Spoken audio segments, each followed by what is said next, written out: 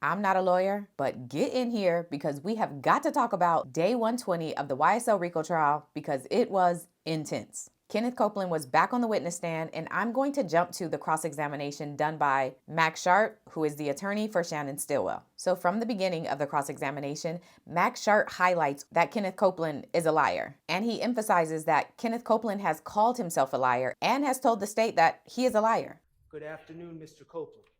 Good afternoon. You do not want to be here today. At all. And the reason you don't want to be here today is not because you're scared, correct?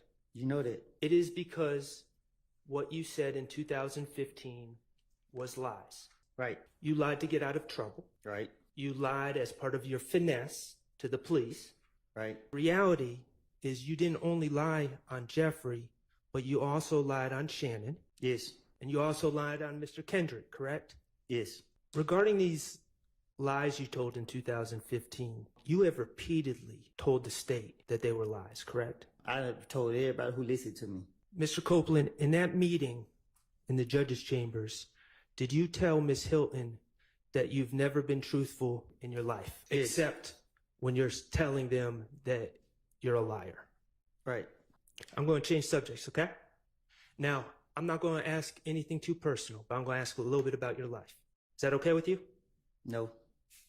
All right. Let me ask you this. Most of the time you have a cellmate. All the time. No privacy. Correct. Showers in common areas. Correct. It's filthy. You talked about feces. All the time. Standing water in the showers. We call it nut juice. What do you call it? Nut juice. Okay. All right, Mr. Schardt, let's get on. We're painting the picture. Let's get on with what you want to ask. Okay. The filth in Rice Street. To avoid that filth, you would be willing to tell lies, correct? Correct. And you told investigator Dennis that you'd rather be dead than be sent back to jail. Still will. And you said you will do anything to stay out of jail.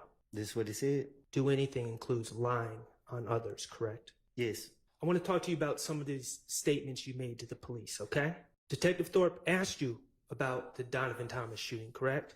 That's what his purpose of calling me down now. That meeting on January 11th, 2015, you never claimed that Demekion Garlington told you that Shannon Stillwell, Diamante Kendricks, Duwop, and Nard killed Donovan Thomas, did you? You never told him that on January 11th, 2015. No, I didn't. And the reason you didn't tell him that is because you hadn't made up that lie yet, correct? Right. And then Max Schardt begins highlighting the pressure that he says investigators were putting on Kenneth Copeland to start snitching on other people or end up in jail for a very long time. On June 10th, 2015, investigator Cunningham told you that you were facing potentially federal charges. I think it said open and shut case. No early release. Yes. She said that they were typically going to send you to some other state to serve your federal time behind this. Right. You didn't want to be separated. You love your daughter, don't you? With all my heart. And you consider yourself a good father, don't you? I try to be. You did not want to be separated from your daughter in some federal prison in another state, did you? Who want to? She told you that you were facing 15 years without parole, plus another 10 years without parole. You were 23 at the time, and Agent Cunningham told you, if you don't play ball, you're going to be locked up in a federal prison in another state until you are 48 years old. Isn't that correct? Yes. Agent Cunningham also said that all this is up to you. It's totally up to you, right? I think we all heard what she said to me. It was time to finesse? Yeah. Does that include lying? That's the first thing first. So when you said, I ain't doing nothing, when people are blaming me, they need to be looking at Shannon, that was not true. That was you trying to shift blame from yourself. That was you finessing. But I already said it. I understand that. But that's an example of you finessing, correct? And shifting the blame from you to Shannon, right? I said it to you, and I said it to them, and I'm saying it again. I have lied. As I understand it, Mr. Copeland, your testimony is that you told many lies in these interviews in 2015, correct?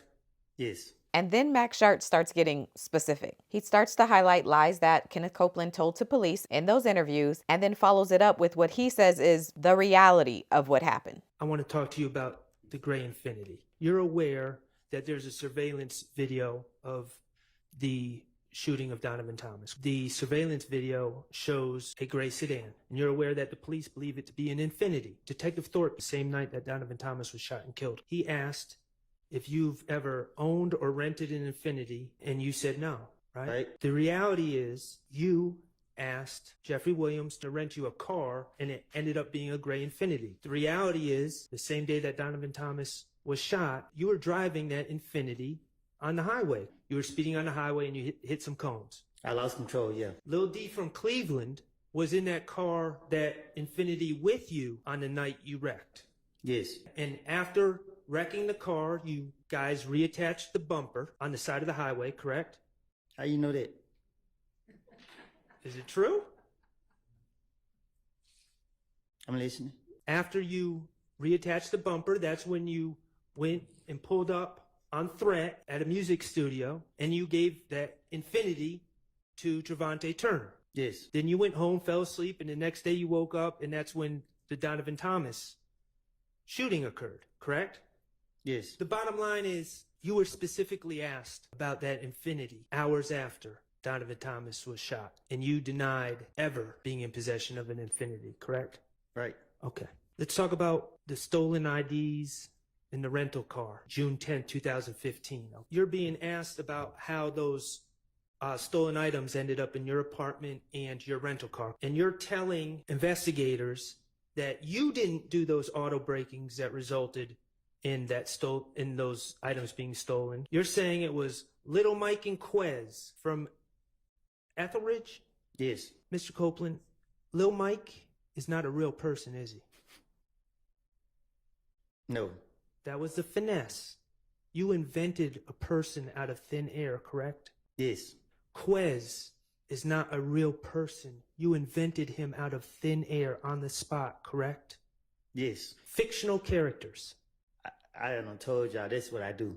The reality is that stolen merchandise was found in your apartment and in your rental car, and you invented fictional characters to take the heat off yourself. In that statement you gave on October 27, 2021, you were denying possessing the firearm that was found in the car that they said was being driven by you. And the reality is the police did search your pockets and they found a magazine and some bullets. You told investigator Viverito the magazine and the bullets were in your pocket because you had just grabbed someone else's pants and put them on. The reality, Mr. Copeland, is that those were your pants. Prove it. Okay. Did you plead guilty to possessing a firearm in case 22 SC 182134 on June 28, 2023? I play a no-low. Fair enough. I'm going to ask you about the shooting of Rich Homie Quan's father's barbershop. Is that okay? No.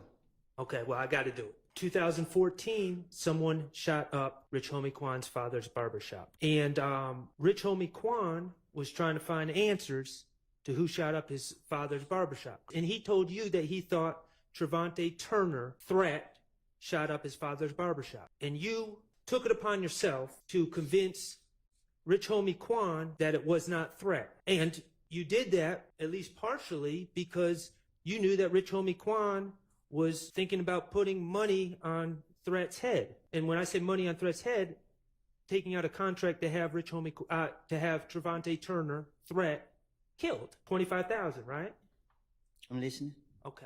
On January 28th, 2015, you were asked by investigator Dennis about the shooting of Rich Homie Quan's father's barbershop. You said a man from Bankhead with money hired someone from Johnson Road to do it. That's what I said. In that story that you gave the police, you were saying that Rich Homie Quan was convinced that Trevante Turner, Tay, shot up his father's barbershop. Mr. Copeland, once you were given immunity as a witness in this case, you testified in court that it was in fact you and Trevante Turner who shot up Rich Homie Quan's barbershop, didn't you? How many times we gonna go over this? The reality, Mr. Copeland, is the $25K on someone's head was completely made up by you. Right. The reality is there's somebody from Bankhead with some money, those details, somebody from Bankhead with money, that was completely made up. On the spot, on the fly, in the mind of Kenneth Copeland, wasn't it? Right. That was you finessing. Just like Lil Mike and Quez were made up on the spot, the man from Bankhead with money, the man from Johnson Road. I done told y'all 100 times I don't lie. You see him right here keep trying to throw it in my face. I don't admit it till I lied. I'm not trying to throw it in your face, Mr. Copeland. Are those the type of little details that you add to your finesse to make it more believable to the police? Something like that. I'm going to move on to another topic, okay? Hanging from Mr. Thomas's neck. Wait, is that Waka Flocka? It's a chain of the Planter's Peanut Man.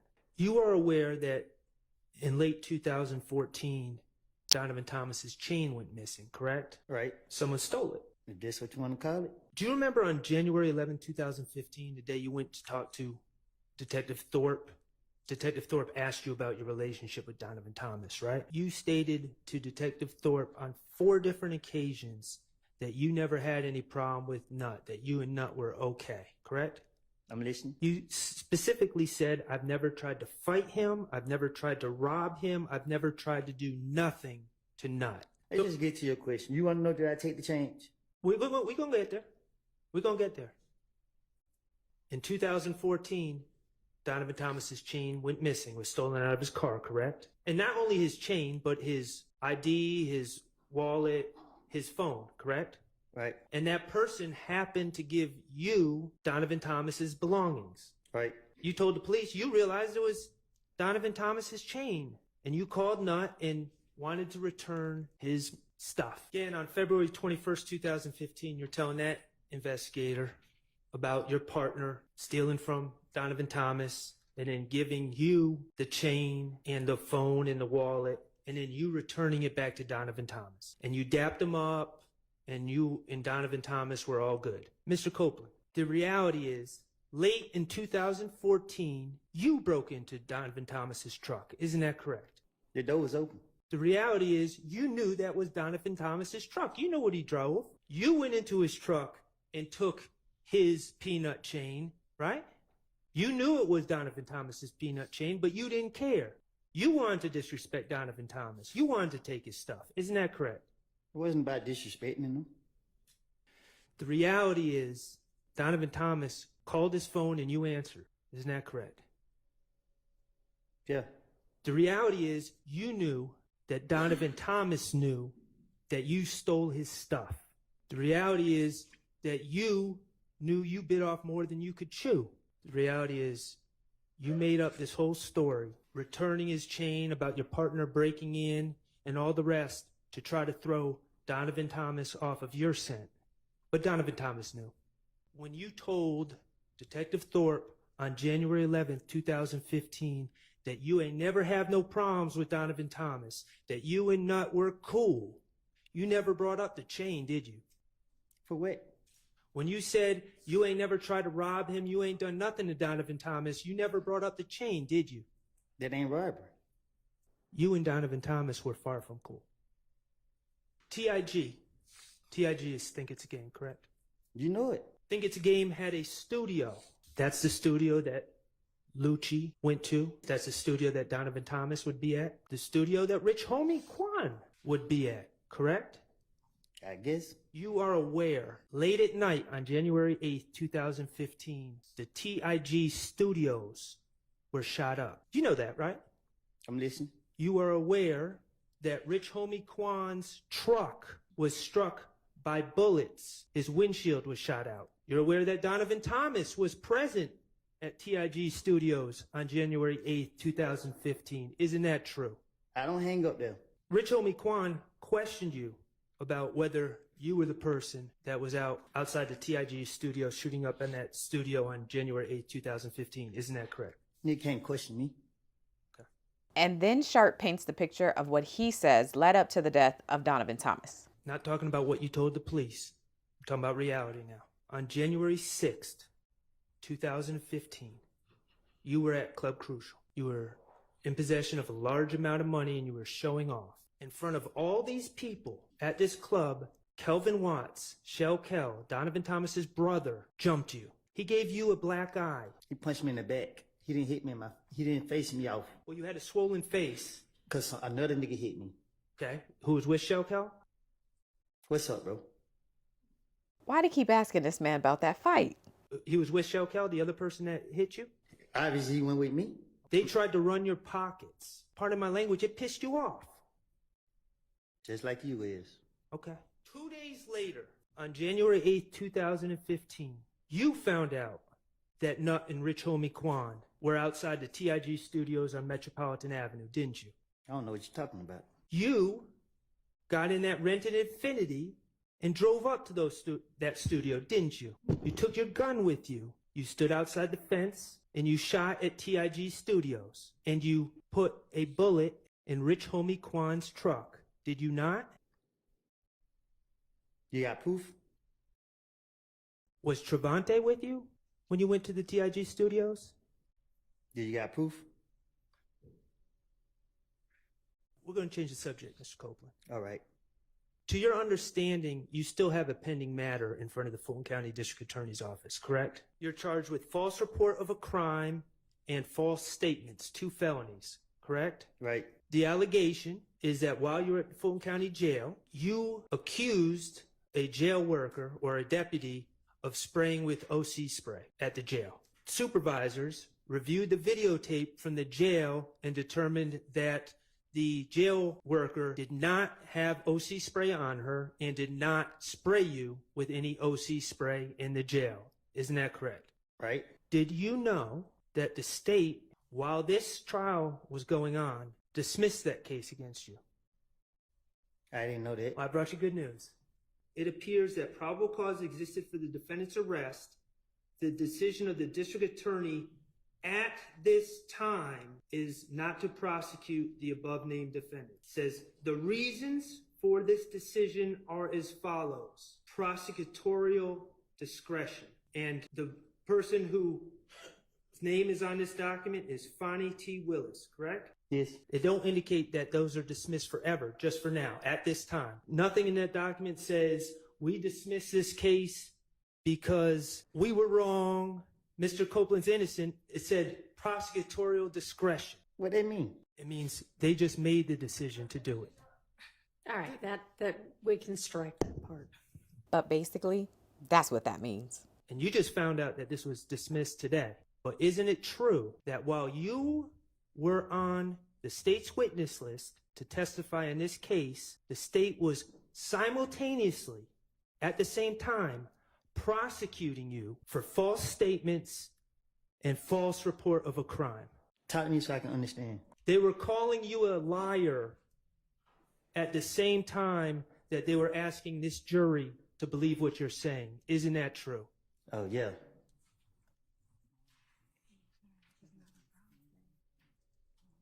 Back in 2015, you didn't know any of these gentlemen to have a personal beef with Donovan Thomas. I never said I did. The reality, Mr. Copeland, you were the person who had a problem with Donovan Thomas. Isn't that correct? You were the one that broke into Donovan Thomas's car, correct? You've admitted to it. You're the one that stole Donovan Thomas's chain, correct? You're the one that shot up Donovan Thomas's friend, rich homie Quan's father's barbershop. You're the one that was going back and forth with Donovan Thomas's brother, Kelvin Watts, correct? You've called his brother a waste of space in October 2021, didn't you? Mr. Copeland's not answering the question, and so Yeah, he needs a apparently response. Mr. Schardt doesn't care whether he answers or not, so it's fine with me. I mean, fine if with he me, wants too. an answer, he can say that. You called Kelvin Watts a waste of space in October 2021, didn't you?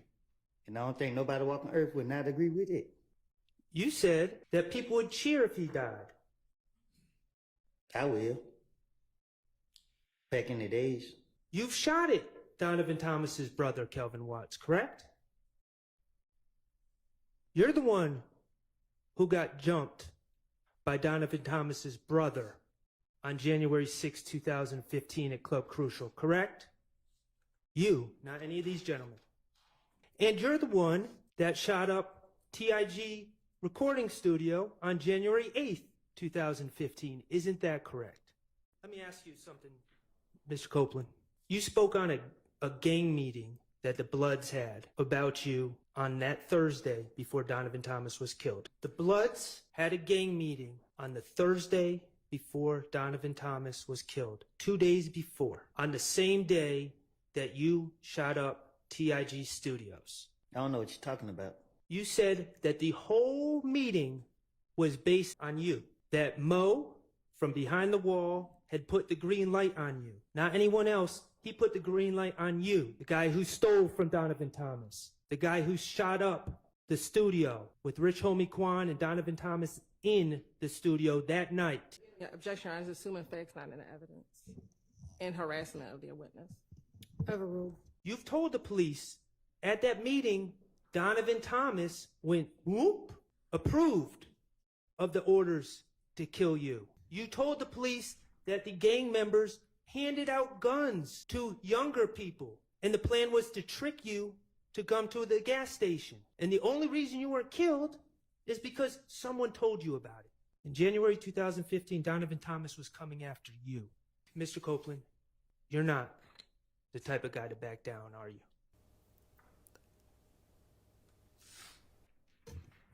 No further questions. All right. Y'all, child, that's how court ended today. No court tomorrow, no court Friday, and no court Monday. They'll pick back up on Tuesday. Child.